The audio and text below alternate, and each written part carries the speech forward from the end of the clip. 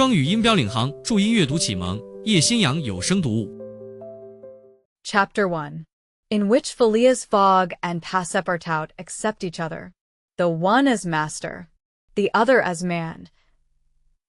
Mr. Phileas Fogg lived, in 1872, at number 7, Savile Row, Burlington Gardens, the house in which Sheridan died in 1814. He was one of the most noticeable members of the Reform Club, though he seemed always to avoid attracting attention. An enigmatical personage, about whom little was known, except that he was a polished man of the world. People said that he resembled Byron, at least that his head was Byronic. But he was a bearded, tranquil Byron, who might live on 1,000 years without growing old. Certainly an Englishman. It was more doubtful whether Phileas Fogg was a Londoner. He was never seen on 'Change, nor at the bank, nor in the counting rooms of the city. No ships ever came into London docks of which he was the owner. He had no public employment. He had never been entered at any of the Inns of Court, either at the Temple, or Lincoln's Inn, or Gray's Inn, nor had his voice ever resounded in the Court of Chancery, or in the Exchequer, or the Queen's Bench, or the ecclesiastical courts. He certainly was not a manufacturer, nor was he a merchant or a gentleman farmer. His name was strange to the scientific and learned societies, and he never was known to take part in the sage deliberations of the Royal Institution or the London Institution, the Artisans' Association or the Institution of Arts and Sciences. He belonged, in fact, to none of the numerous societies which swarm in the English capital, from the Harmonic to that of the Entomologists, founded mainly for the purpose of abolishing pernicious insects. Phileas Fogg was a member of the Reform, and that was all. The way in which he got admission to this exclusive club was simple enough. He was recommended by the Barings, with whom he had an open credit. His checks were regularly paid at sight from his account current, which was always flush. Was Phileas Fogg rich? Undoubtedly. But those who knew him best could not imagine how he had made his fortune. And Mr. Fogg was the last person to whom to apply for the information. He was not lavish, nor, on the contrary, avaricious. For whenever he knew that money was needed for a noble, useful, or benevolent purpose, he supplied it quietly and sometimes anonymously. He was, in short, the least communicative of men. He talked very little and seemed all the more mysterious for his taciturn manner. His daily habits were quite open to observation, but whatever he did was so exactly the same thing that he had always done before, that the wits of the curious were fairly puzzled. Had he traveled? It was likely, for no one seemed to know the world more familiarly. There was no spot so secluded that he did not appear to have an intimate acquaintance with it. He often corrected, with a few clear words, the 1,000 conjectures advanced by members of the club as to lost and unheard of travelers, pointing out the true probabilities, and seeming as if gifted with a sort of second sight. So often did events justify his predictions. He must have traveled everywhere, at least in the spirit. It was at least certain that Phileas Fogg had not absented himself from London for many years. Those who were honored by a better acquaintance with him than the rest declared that nobody could pretend to have ever seen him anywhere else. His sole pastimes were reading the papers and playing whist. He often won at this game, which, as a silent one, harmonized with his nature, but his winnings never went into his purse, being reserved as a fund for his charities. Mr. Fogg played, not to win, but for the sake of playing. The game was in his eyes a contest, struggle with a difficulty, yet a motionless, unwearying struggle, congenial to his tastes. Phileas Fogg was not known to have either wife or children, which may happen to the most honest people, either relatives or near friends, which is certainly more unusual. He lived alone in his house in Savile Row, whither none penetrated. A single domestic sufficed to serve him. He breakfasted and dined at the club, at hours mathematically fixed, in the same room, at the same table, never taking his meals with other members, much less bringing a guest with him. and went home at exactly midnight, only to retire at once to bed. He never used the cozy chambers which the reform provides for its favored members. He passed 10 hours out of the 24 in Savile Row, either in sleeping or making his toilet. When he chose to take a walk, it was with a regular step in the entrance hall, with its mosaic flooring, or in the circular gallery, with its dome supported by 20 red porphyry Ionic columns, and illumined by blue painted windows. When he breakfasted or dined, all the resources of the club, its kitchens and pantries, its buttery and dairy, aided to crowd his table with their most succulent stores. He was served by the gravest waiters, in dress coats, and shoes with swanskin soles, who proffered the viands in special porcelain, and on the finest linen. Club decanters, of a lost mold, contained his sherry, his port, and his cinnamon-spiced claret, while his beverages were refreshingly cooled with ice, brought at great cost from the American lakes. If to live in this style is to be eccentric, it must be confessed that there is something good in eccentricity. The mansion in Savile Row, though not sumptuous, was exceedingly comfortable. The habits of its occupant were such as to demand but little from the sole domestic, but Phileas Fogg required him to be almost superhumanly prompt and regular.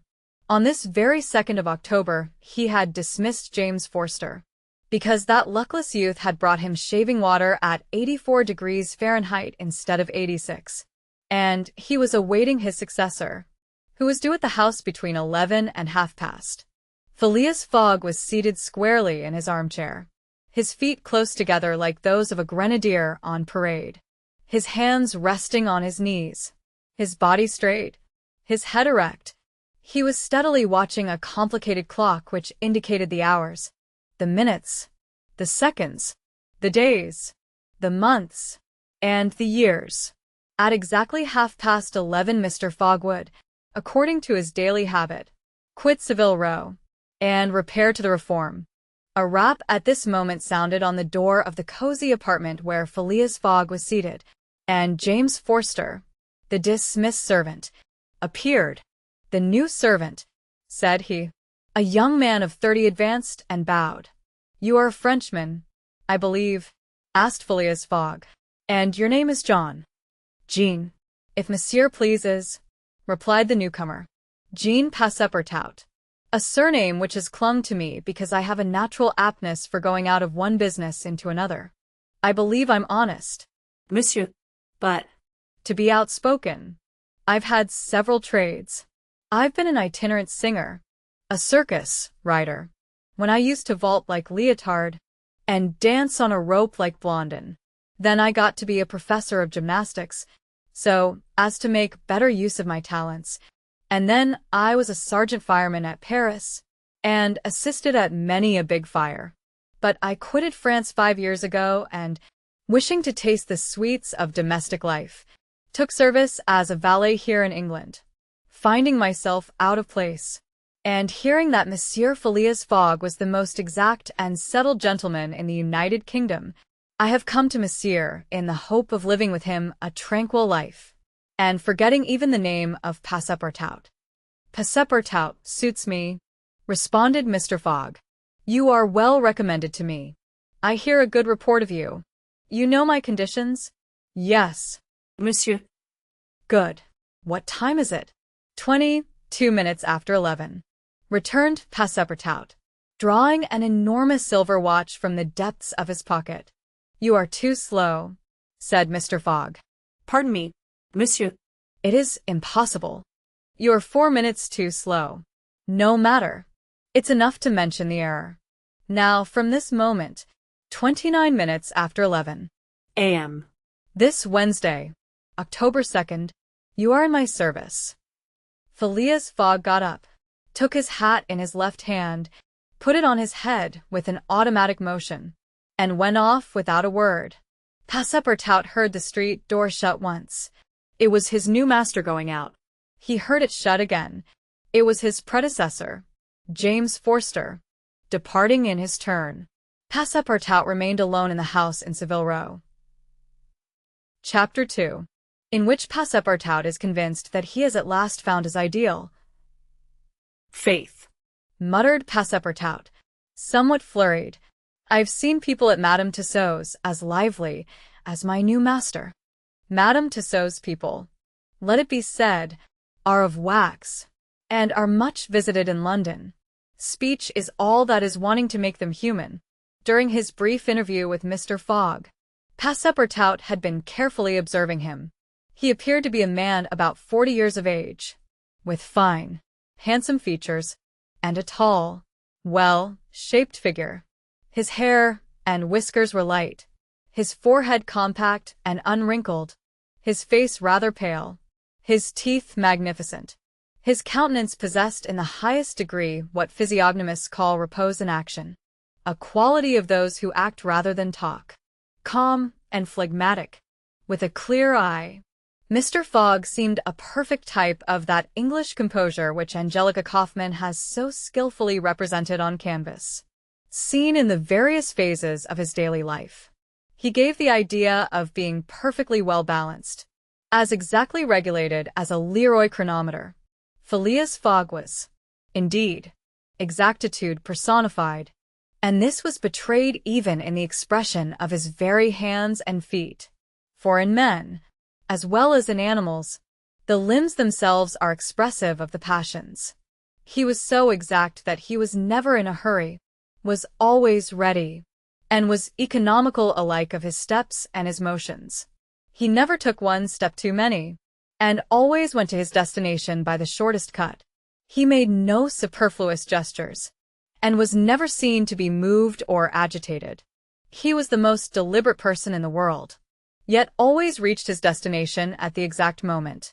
He lived alone, and so to speak, outside of every social relation, and as he knew that in this world account must be taken of friction, and that friction retards, he never rubbed against anybody. As for Passepartout, he was a true Parisian of Paris, since he had abandoned his own country for England, taking service as a valet. He had in vain searched for a master after his own heart. Passepartout was by no means one of those pert dunces depicted by Molière, with a bold gaze and a nose held high in the air. He was an honest fellow, with a pleasant face, lips a trifle protruding, soft, mannered, and serviceable, with a good round head, such as one likes to see on the shoulders of a friend.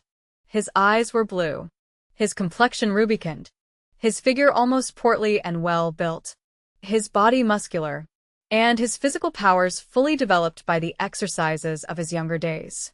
His brown hair was somewhat tumbled, for while the ancient sculptors are said to have known 18 methods of arranging Minerva's tresses, Passepartout was familiar with but one of dressing his own. 3 strokes of a large, toothed comb completed his toilet. It would be rash to predict how Passepartout's lively nature would agree with Mr. Fogg. It was impossible to tell whether the new servant would turn out as absolutely methodical as his master required. Experience alone could solve the question. Passepartout had been a sort of vagrant in his early years, and now yearned for repose. But so far he had failed to find it, though he had already served in 10 English houses. But he could not take root in any of these. With chagrin, he found his masters invariably whimsical and irregular, constantly running about the country, or on the lookout for adventure. His last master, young Lord Longferry, Member of Parliament, after passing his nights in the Haymarket taverns, was too often brought home in the morning on policemen's shoulders. Passepartout, desirous of respecting the gentleman whom he served, ventured a mild remonstrance on such conduct, which being ill-received, he took his leave. Hearing that Mr. Phileas Fogg was looking for a servant, and that his life was one of unbroken regularity, that he neither travelled nor stayed from home overnight, he felt sure that this would be the place he was after. He presented himself, and was accepted, as has been seen, at 11:30. Then, Passepartout found himself alone in the house in Savile Row. He began its inspection without delay, scouring it from cellar to garret. So clean, well-arranged, solemn a mansion pleased him. It seemed to him like a snail's shell. lighted and warmed by gas, which sufficed for both these purposes. When Passepartout reached the second story, he recognized at once the room which he was to inhabit, and he was well satisfied with it.